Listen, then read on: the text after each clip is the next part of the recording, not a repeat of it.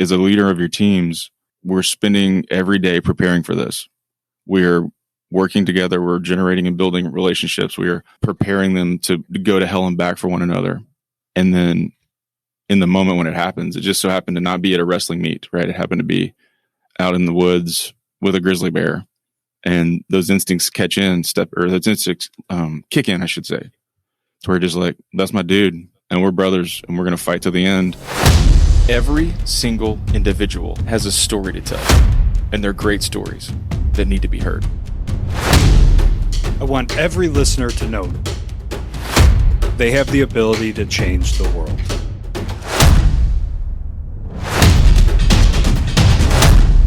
Welcome to the 1720 Podcast. What's up, Mountain Movers? Welcome back to the 1720 Podcast. I feel complete redemption with Adam Tarnow coming on and immediately saying, like, of course, Ovaltine, but then unsolicited Seinfeld reference, which was my two Ovaltine moments 2 weeks ago. And because I'm just going to call it complete redemption. Completely redeemed there. And also, remember the text from, was it a few days ago, where they're doing a Christmas Story remake, which I feel like is a pretty good comment on how relevant the comment was to begin with. Right? Yeah, this whole series is sponsored by Christmas Story 2. Dude, that would be great. Actually, wouldn't it be better if it was sponsored by Ovaltine? Just sponsor, period. Yeah, just as every episode brought to you by Ovaltine. And instead of giving out books, we just give out Ovaltine and stuff. It'd be great. 1720 decoders. Just listen to more podcasts. That's the decoder part. Mm-hmm.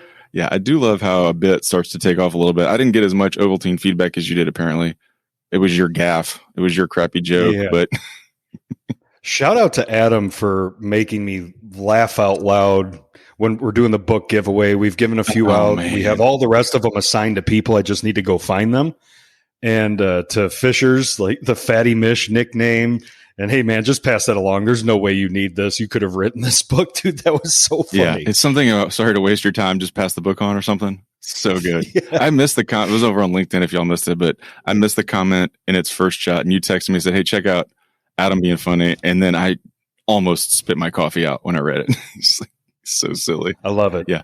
Yeah. What a great time recording with him. I've had a lot of good feedback from that with Adam. And it's funny. We were talking the other day about how, well, let me back up. Long running theme is you get all the feedback, right? Like you're catching all the comments and running into people and all. And it's like, man, I never get it. Since I've left the law firm and joined the industry, so to speak, I get them all the time too. People in the office popping in. Adam was awesome. Pick this nugget up. Blah, blah, blah. So I've had a little taste of that over the last 8 to 10 weeks or so. So super cool, man. Super cool. It is. And the community's cool. We don't have to be so serious. The jokes and the funniness and the themes in the podcast and in our marketing, the drip campaigns that we do, makes it fun, man. Getting laughs out of people and it piques their interest, and it's a fun ride. Fun ride and new car. I'm going to try to use that analogy. A fun ride in a new car for you because listeners obviously can't see, but I see you're not in the same spot you usually are. New studio, man. Yep. So the new studio is at home and built it out over the last couple months, I guess. And I think I've mentioned to you, maybe I even mentioned on air, like I thought I missed COVID with everybody working from home. I never did. Oh yeah. The only time I did when it was absolutely critical, and it was laptop by definition, just popped up with my legs up, sitting on my lap working, but I didn't really have a home office. I had an area designated for it, but never built it out. Mm-hmm. And so in this transition, I had to buy the 2 screens, the nice camera, paint the walls, get a bookshelf, all that sort of stuff. And so I finally have a home office, and now I'm experiencing what it's like working from home for the first time pretty much ever. Yeah. Well, Sadie did a nice job decorating it, as I can see. I haven't seen it in IRL, but I can see behind you. She did a nice job because I know you didn't do that. She actually did the paint job. She bought me these mountains behind my head as a gift. I have several gifts up here. Tell me what I'm seeing back there, because I recognize the 1720 belt. I recognize a few things, the Texo Award, but there's a bunch of stuff I don't. Give me a little tour there, man. So over my left shoulder, the top row of those books, that's my signed book category. Yep. So those are either people that I've met or have been gifted books, or they've came on as guests on a podcast. So hopefully eventually that 1720 etched in logo into the curtain wall mullion gets removed, because that entire top shelf is signed books. That's the goal. Those are my cool baseball cards as a nerd nowadays. When I get a signed book, I love it.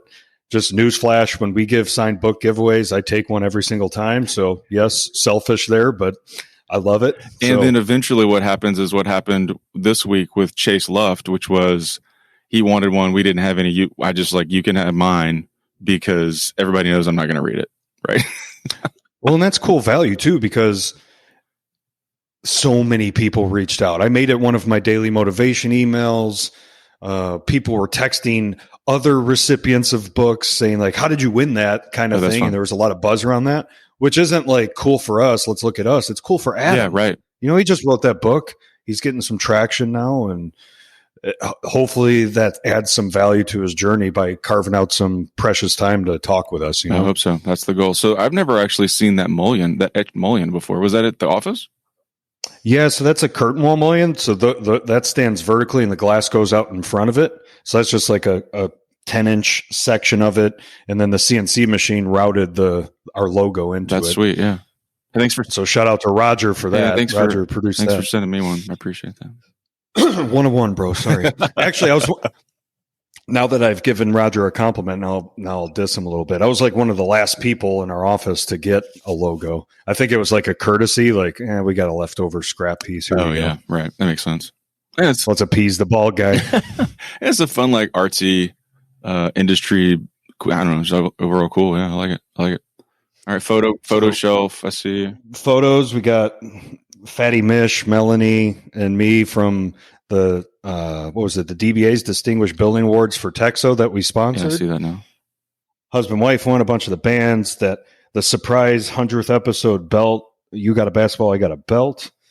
We got April's Magic Blue Rocks up here. That's cool. I see those now. I wouldn't pick that up. A rock my daughter made. We have a little conflict here. We have a signed Cowboys helmet, which James Brandhorst gave as a gift. What do you call it? Not a housewarming gift. We'll call it a housewarming gift. But I'm a Bears fan, so I like to suffer. So I got some Bears stuff on there too. You got Bears stuff on the other side too, next to a photo of Quinn. It looks like it's a little blurry on the bottom. Yeah. So that's like one of those wax candles thing. This thing on the shelf above, you see that? Is that Atlas Rock? Greek dude? Yes. Yeah. So my parents just got me that yesterday. It came in the mail. I couldn't tell you what I was more surprised about. Getting that gift from my parents or seeing an Amazon package that said attention kept. They're not coming to your attention. Yeah, I was like, wait a minute. This has to be a mistake. Somebody said wrong. That's really cool, man. Yeah. Is it metal or is it raw? Is it like I can't tell Oh yeah, it's metal. I don't know what metal, but it's a heavy sucker. Yeah, it looks cool, man. It's awesome. And then before we knew this journey would take off, this was because moving mountains has just been something in my vocabulary for like a decade. I actually named myself that for the last marathon, and thank God I held on to it. So that's a framed bib from the last marathon I did. It has my bib number and just the name Move Mountains on it. That's pretty cool. That's that's a good addition. And then just some How books. Great would it have been if your bib number was accidentally 1720? That would have been amazing. Insanity. Yeah, that would have been amazing. Insanity. It wasn't. Spoiler alert. All right, one up. I see our Texo Award. The Texo Award, where Big Head Stewie made his appearance at the Texo Gala. So then a bunch of books, obviously the Bible. The cool thing is working from here, coaching some people. That book right there that you can see, the Leadership in 1 Minute Manager. Yeah. After a conversation, I thought about it. I'm like, man, I think this would be a really good book for this person. And so I was able to pull it from the bookshelf. And when I opened it up, I had a bunch of notes in there that I didn't remember writing. And they were the exact notes that I wanted to send to this person. I was like, wow, look at that. So instead of just writing them out, I was like, hey, pull this book. Here's the picture, send it over to you. So very practical bookshelf, and it's already adding value. It's I've been thinking a lot about, to that point, what Adam said. One of the things he said, rather, is he's not a creator of leadership content. He's a curator of leadership content. Totally. Man, that really resonated with me because I often think none of the stuff I ever say is my own idea. I didn't come up with it. It's not unique. I stole it from somebody. I morphed it from somebody. We've talked about it, that sort of thing. That moment you're having there sort of speaks to that the nature of being well read, pursuing excellence in these areas helps others because you're able to say, like, on the thing you're working on, I actually read a book on that once. Here it is.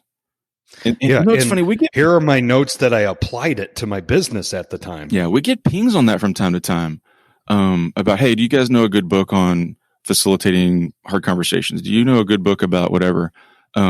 This is kind of a compliment to us of, like, usually one of us has read a book on something that's complicated, and sometimes I'll respond with a podcast or something. But shout out to all of y'all for trying to kind of use us as a resource to say, here's something I'm working on. Do you know something good? We've gotten some of those lately. So for sure. Cool setup, lots of cool books to read that you have read back there, which sort of parlays us into a journey that you're on these days of helping folks and doing some coaching and things like that you mentioned just a minute ago. So give us, I don't know how much you want to talk about it. I might be putting you on the spot, but big question. What's Kevin up to these days?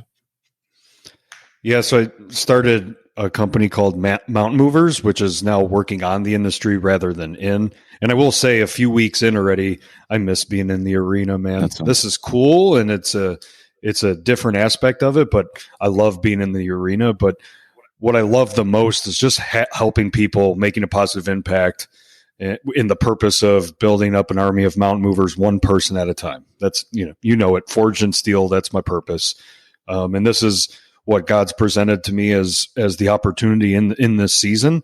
And so I'm just leaning heavily into it, man. And I have a few clients within the industry that I'm working with some people within those companies, and it's been awesome. I don't take it for granted. I try to maximize value. It's not just meeting with these people once a month and that's it. I'm digging in. It's weekly touch points. How can I add value? I just want you to reflect on these things. So there's a lot of one-on-one workshops that are happening month one, which is exciting. It made me think. I was on a trip to DC about a month and a half ago, and talking with Melanie about, like, how to start, that relationship, and ended up curating, to your point, an intake form. Like, let me get to know you a little bit. And their touch points were like, hey, we'd love to know about you. So I filled out an intake form and sent it to everybody I was coaching. So that's been cool. I've been signed up for several workshops. I'm finding out what the market thinks I'm really good at. So they're telling me, like, hey, I want you to come do this for my team. And it has a lot to do with setting goals, achieving goals, why, what, how, like those sort of principles. So that'll be cool. And then I'll be doing several strategic retreats in the next couple months, starting next month. And then it'll be November, December, January, and helping launch some leadership programs. And it's exciting, man. It's some cool stuff I get to work on and work with different people. And, to the point last week, some that sought me out, others that, I was appointed to them. So there's different dynamics between those two groups. And the common denominator is, I'm just here to serve you. I'm going to give you all I got, and hopefully you get a nugget out of it. Yeah. So let me ask a couple questions there then, because as much as we're on this sort of podcasting journey together, you've been doing that hustle just kind of in and out with me. I know a lot about what's going on, but not everything. Give me that's an awesome thing I learned about myself in the last 3 or 4 weeks. I don't know how long it's been even, but like some aha moment you had, like this. What is it? Something about you. Something about me that I've learned the last few weeks. I'm able to use the lessons learned from our podcast journey tremendously. I'll get one great example. I don't remember the dude's name, but the listen, advice, solve. Yeah, Eric. Awesome. Like, I need to listen before I jump straight into solve mode. And the dynamic that I need to be empathetic to different personalities and different approaches, and just listen, man. Because we don't need to solve the world's problems in month one. And that, I have a tendency to do that at work and at home. The dynamic's also different that none of these people are my direct reports. Yeah. I did these style of meetings for years and years. Several listeners were in that journey with me where we took notes every single month. And you're able to go through that history and say, wow, man, look what we were struggling with 2 years ago, and look where we're at today. The difference with this is like, look, I don't have any hidden agenda or skin in the game with you, other than I just want to help you be better. And the other thing is letting them know that there's confidentiality with what we talk about. Every client that's hired me, that's important to me. Like, hey, this is for them. We need to keep it between them. Obviously, if there's something super detrimental, we'll figure out a way to bring it up. But in order for these to be genuine and authentic and progressive, we got to be able to have some confidentiality with these conversations. And well, we talked a little bit about the value of having someone like that outside of your direct report chain. And so I'd be curious how that your experiences with folks who are not in your direct or not direct reports, like how those conversations feel or morph or act or respond differently than the ones that you're accustomed to having. Like, do they end up with a different tenor? Do you go to different places? Are people less reserved or whatever? Like, how are they different? And you may not know the answer to that yet. No, I don't. I can tell you already in month one that just the spectrum's vastly different. Some are comfortable in opening up right away. Others probably want to feel me out a little bit. And so TBD on that. But the spectrum of the first meeting so far and some of the follow-ups, there's commonalities, but there's also a lot of differences. So it's going to be custom tailored to every single person, and that's why I'm not taking on that many people to start. Because I just want to be really good. Yeah. That's straight down the fairway for Kev, as I say. Straight down the fairway. It's trying to do the best you can, be excellent at, man. Which parlays me to another thing I know you're working on, which is I'm excited about that journey. But there's another part of this journey that I'm super excited about, which is writing a book, man. How you doing? It's been a journey so far. I'm testing myself. Like, some of the things I'm strongest at are being exposed as maybe not my biggest strengths, so there's an aha moment for that's it. Like the discipline to sit down in this home office and write pages is like right up there with me not wanting to read a boilerplate contract. Like I avoid it. I knock out everything else on my to-do list, and then I stare at it. I go take a lap. It's like, just freaking start. And so that's been eye-opening for me. I think this is going to be tougher than my marathon training. I think the spreadsheet that I built, that I shared in a recent daily motivation, that really helped me with my swear goal of tracking every single day.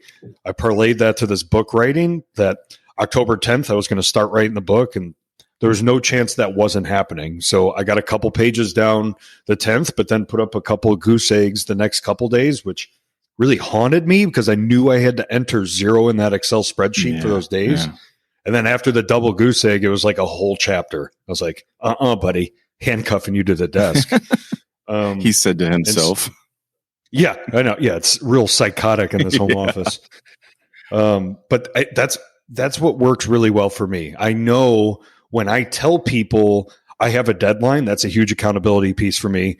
And then beyond telling people, like my tribe, using that spreadsheet is a big activator to my accountability, and I'm going to keep showing up. And it's a lot of change in 1 month. So I'm working from home for the first time ever. I'm figuring out what that discipline looks like. I'm finding out, here's another aha moment.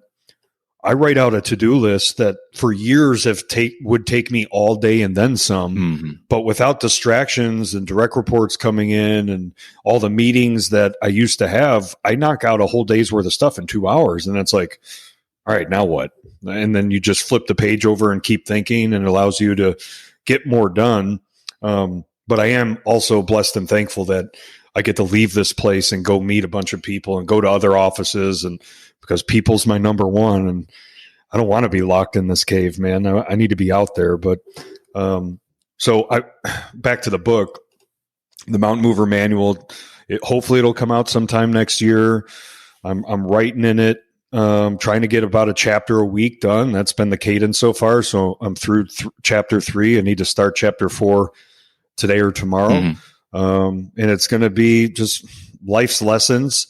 It's going to be some of the things that have helped me to become who I am. And so probably categorized as self-help of, the early AM workouts, just being up early, proactive planning, goal achieving, finding your tribe. Like it's going to be a purpose solar system, which I had on my whiteboard as one of those gym memories that popped in my head and wrote it up on the board immediately.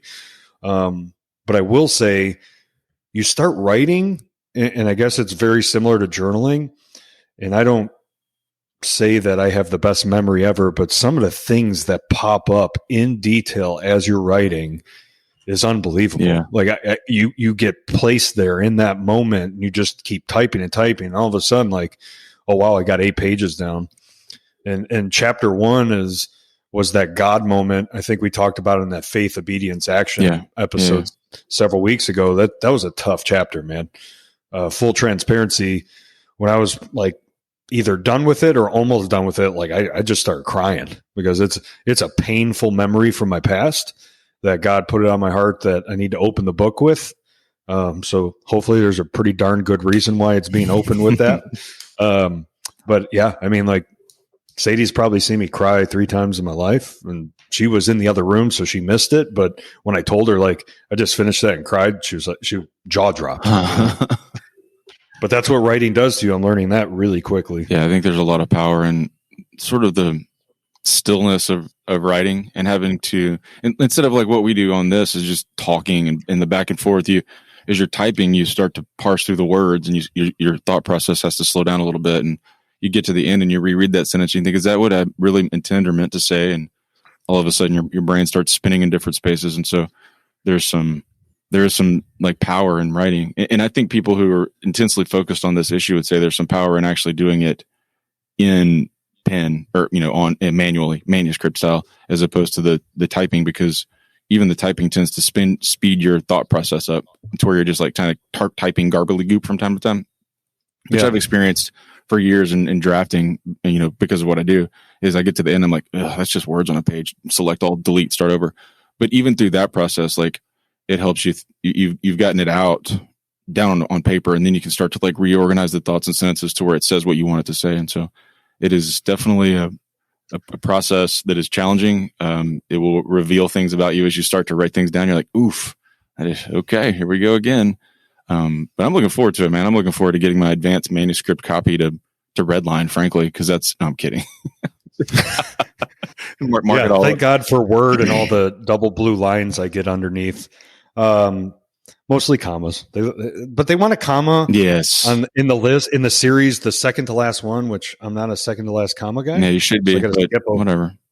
It's called the Oxford comma, and you should be. Let's get off that Oxford noise. Half the people just swerved off the road, and we're like, I hate Stewart so much right now. They're Googling Oxford comma. Yeah, Oxford comma is the comma that comes before and in a series, and you should use it. But moving on. So I took out a bank loan a couple weeks ago to start paying off who I'm having do the forward for the book. So huge drum roll there. It's you, buddy. Oh, I knew. I thought it was me, but I was like, wait a minute. You got a hefty price tag. Yeah, bro. I think it's roughly 2.5 years of your life wasted while we do a podcast is the cost. Yeah.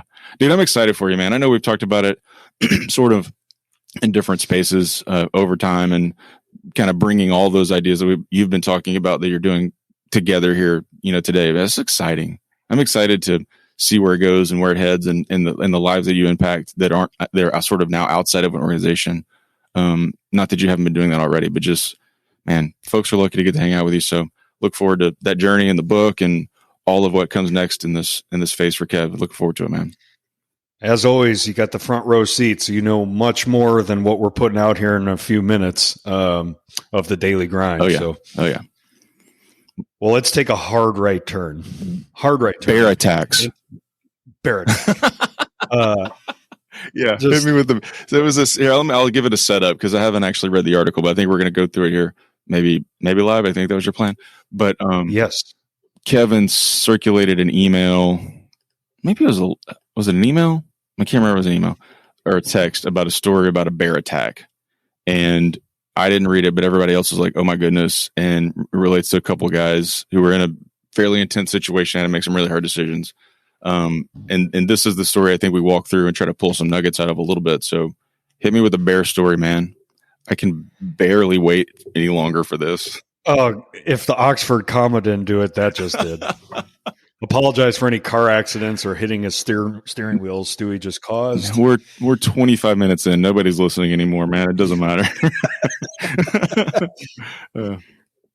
So I'm sure, I know this had to have went viral at this point, but maybe people didn't take time to actually read it and just see the headline and go, oh, wow, that's crazy. But Wyoming hero, college wrestler, jumps on to Grizzly to save friend. Yeah, I just headline read, and then I looked at the photo, and I was like, ooh, wow. And that's as far as I made it. And there's also before the hospital photos that we can't even share. But those are there too. So I'm just going to read it, if that's cool. Well, sure. Let's go on a little journey. Tell me a story, man. So Kendall Cummings could feel the grizzly bear's jaws tearing through the flesh down to his skull, but the adrenaline coursing through his body made it painless sensation. And this is in quotes. I could hear when his teeth would hit my skull. I could feel when he'd bite down on my bones and they'd kind of crunch. Cummings and his wrestling teammate at Northwest College in Powell, Brady Lowry, were attacked by a grizzly bear Saturday afternoon outside. The two survived but suffered serious injuries from the angry Bruin. The bear first attacked Lowry. I was like, what, did I screw something up? You didn't screw anything up. I'm just, this crazy, man. The bear first attacked Lowry, but Cummings, an Evanston native, jumped in action to pull him off. I grabbed and yanked him hard by the ear, said Cummings. Cummings successfully got the bear's attention. Backing up as the predator reared up toward him, he described the sensation of the bear's putrid breath filling his nostrils and himself with a sense of dread. The bear charged at Cummings with surprising speed, immediately knocking him to the ground. After a short while in the grip of jaws, the bear left him. Cummings' thoughts were not on his own injuries, but rather the bear could attack Lowry again. It was when he stood up to look for his teammate that the bear attacked again. I called out to Brady to make sure he was all right, and I think the bear heard me, Cummings said. It kind of circled around and got me again. Cummings said he fought back against the bear at first, but it quickly became apparent it would be a fruitless endeavor. Yeah, right. Go on. The bear eventually stopped its attack, and Cummings lay still for a few minutes after, hoping to avoid a third encounter. When it was clear the grizzly had gone, Cummings said he got up and rejoined Lowry. The bloodied men then began their long trek down the mountain, 5 miles away from Bobcat Houlihan Trailhead, where they started their hike. Now from Lowry's side, I owe him everything. I can't even express how grateful I am for him, Lowry said. I don't know what I'm going to do to pay him back. I don't. I owe him everything. Both men have undergone multiple surgeries over the last couple days. Cummings received 60 staples in his head and plastic surgery to address major lacerations to his face, major lacerations to his left arm and leg that doctors had to suture up, and stitches on his right hand and leg. Lowry suffered a broken arm and lacerations to his back, shoulders, right leg, and thigh. I'll stop there. Yeah, take a deep breath. I mean, the photos, I haven't seen the before, but on this website we're looking at, it has a story on it, Cowboy State Daily. It has the photo, sort of the after photos with him at the hospital. And my guy on the right is just mutilated and just stitched back together. The dude in the bed is Cummings. So he's the one that saved his buddy. Unbelievable. So it's your word. It's unbelievable, that story, for so many reasons. And immediately I go into self-reflection. Yeah, that's where I'm living right now. All right. You and me are in the mountains, and a freaking grizzly bear comes and starts mauling you. I want to say I'm going to step up and rip on this thing's ear. I hope I do that, but in that moment, do I? Right. The courage, the amount of courage, you're making a split decision that's I got my boys back. And I have instances in my life that there's been some gnarly moments where, and maybe I'll tell you off air, where I have my own grizzly bear story, but they were human beings. It wasn't a freaking grizzly bear. Yeah. That is the courage, man, is unbelievable. Because you feel like in that moment, like this is mutually assured destruction. Or that's not the right word. The humans are going to be destroyed. Like he said it up earlier. He's like, fighting back it wasn't going to help. Like you were not going to change the outcome of this bear just ripping your face apart.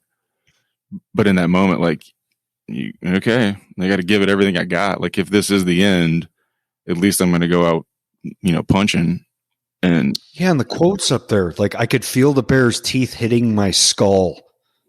Man, crazy, man. Yeah, it has me less interested in going hiking in Cody, Wyoming right now, though, for being honest. Yeah, grizzly bears are no joke. Yeah, no joke. I mean, I'm pretty sure them and mountain lion will hunt you. What were these? Like they're coming after you. Yeah, I'm assuming these bros were just hiking, right? Like I'm scrolling through the story here, but just out hiking and boom, right? Yep. Man, it's an amazing story. I'm glad they survived. I got to think of who from Instagram shared they took pictures from when it initially happened. Dude, it's brutal. I hope I can almost guarantee at this point, because it's probably went viral. I hope there's what is it called? A GoFundMe, man. Mm-hmm. Like for these dudes. Yeah. I mean, their lives are changed forever because of it. And I hope financially their lives are about to be changed forever. And in addition to the hospital bills. Yeah. Like I hope the whole nation recognizes their bravery.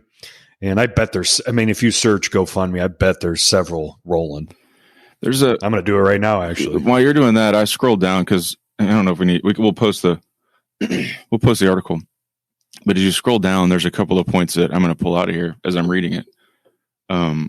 These guys were on the wrestling team together. And so when it's talking later about how they had the courage to do this and why they did it, it says this is what the wrestling team does. We just go to hell and back with each other, and we aren't going to let one of us go down without helping. And then it goes on, it's talked about a phone interview they had with these guys. While these two guys, they made numerous references to the brotherhood they share as wrestling teammates. Their entire team and the coach made a 90-minute drive to Billings to be at the bedside of their friends Saturday and Sunday night. And just going on and saying, look, as a coach, like this is what we do. We teach our teammates to yoke themselves together and fight for one another. And you want to take a grizzly story, bear attack, and parlay it into something that's going on at work. Dude, there it is, right? Like as a leader of your teams, like this coach has made the good point, which is we're spending every day preparing for this.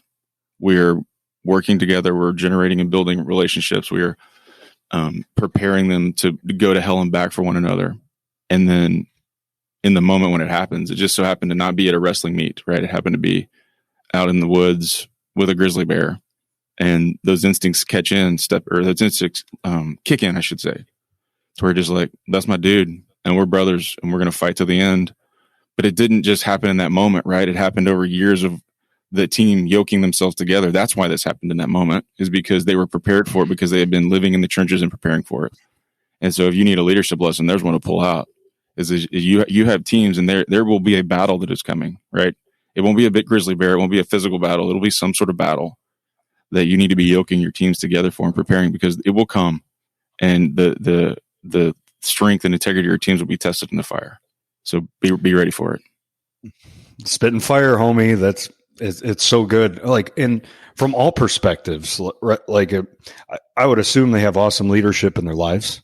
But what if they didn't? What does that look like? They're probably not here. Yeah. It's crazy to think about, man. Well, there you go. How about a crazy bear story that has some pullouts for your teams and being ready for the fight, because it's coming and all that. Here's gut punch number 2. I don't know where this is coming from. Brace yourself. I know. Well, what hurts more though? The injuries sustained or not doing anything? Oh, that's an easy question. question. Man. Well, in that moment, if you decide to run and then Brady's down and he's dead and you got away, you got to live with that, man. Yeah. And is the pain of living with that and losing your boy bigger than the pain in the moment getting shredded by that grizzly? Yeah. And now leadership principle. not sticking up for your people when you should have. Verbally, confrontation with a client, a vendor, self-doubt, and you lay flat on them. You don't step in, lean in, and lead and have a crucial conversation, or be bold and be brave. That's going to stay with you. Yeah. That's a mark, and I promise you, it's going to stay with that person you're leading too. They're watching. Man, that is the burden of leadership. They are watching, and there are opportunities to step up and lead all the time. So I didn't know where we were going with that story, but there's some gems, man. I was glad that you didn't read it so I could just read it live, because it's insane. I mean, does it shock you that I didn't read it? How's this? Yeah. No. Shock? No. Definitely not. But I thought maybe you looked at that one because it got some likes, and it's getting thumbs up. I better check it out. I did. A headline read. I was like, oh, Grizzlies. Yeah. Bear. Yeah. Crazy story. Crazy story about a bear. Next.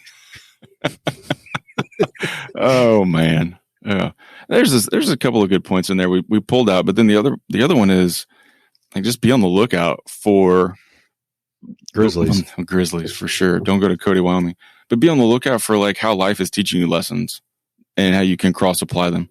And there's a pretty good, well, it's not pretty good. I'll try to make it pretty good. Sports analogy to this is how people who live in one particular sport have repetitive stress injuries. They're always, because if you're just doing this one thing all the time, you're not as you're more likely to get hurt because you're doing it all the time, right? That's obvious.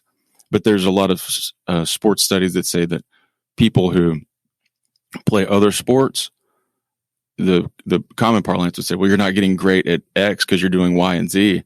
And in reality, when you're doing X, Y, and Z, you get better at X, Y, and Z, because oftentimes a skill that you're learning at Y makes you better at X because nobody in X knows that skill. Does that make sense what I'm saying? Mm-hmm. And the common sports takeaway to that is if you play soccer and basketball, for example, soccer players see angles differently than basketball players see them. And so being a soccer player and a basketball player helps you see different angles that others don't see. And so I use that story coupled with the sports analogy to say look, man, what other areas of your life are you living where life is teaching you something, and the people you're living around or doing life within those spaces are teaching you something that you need to take from the supermarket and use at home, or you need to take from work and use at church, or where can you cross-pollinate your experiences? Don't live in a vertical, let them go back and forth. Right here. This is an XYZ right here, what we're doing. Yeah. People look to us for advice and I guess in some regards look up to us, but I promise you, we're learning just as much, if not more, in this journey. The reps we're putting in, this is a training session every single week. Oh, yeah. Us talking and learning. And think about it, 2.5 years ago, I think it's just about over 2 years ago. 2 years ago, if we didn't go on this journey, how much worse of a leader would we be today? Without learning, we're taking a training course every single week. Right. And we're feeding ourselves, we're feeding the community that's listening. And man, I'm better in every single category of my life because of this journey. Period. Yep. Period. This is my sport. Yeah, that's awesome. Yeah, Grizzly Bear story. Wasn't expecting to pull something out, but we did. Well, you probably were because you had read it, but there you go. There's a few nuggets. So a little bit of what Kev's up to, a little bit of Grizzly Bear story. Some good stuff this week, man. Yeah, for sure. I had stuff, but I'll wad it up and throw it in the trash because we actually did 40-ish minutes here on what's Kev up to in a Grizzly Bear story. I'll save mine. I will tease it briefly and we'll talk about it some other time, but I go back to Craig Rochelle all the time, and there's a new episode out in the last week or so talking about communicating with charisma. Go listen to it. Just go dial it up at episode 118 for him. It's excellent. And I'll pull some nuggets out next time. It's just you and me. I'll lay them in, talk through some of that stuff. Is very good, but could be next week. Save for next time. Yeah, maybe. I haven't looked forward on our calendar. I know we're kind of doing some dual hustle, trying to get some folks in the studio. So I don't know what's up next, but it might be next week. Yep. All right. Nice work today. That's a good job. The setup over at your new home office looks great. And I guess we will figure out what's on the agenda for next week. And until then, you guys stay out there and keep moving mountains.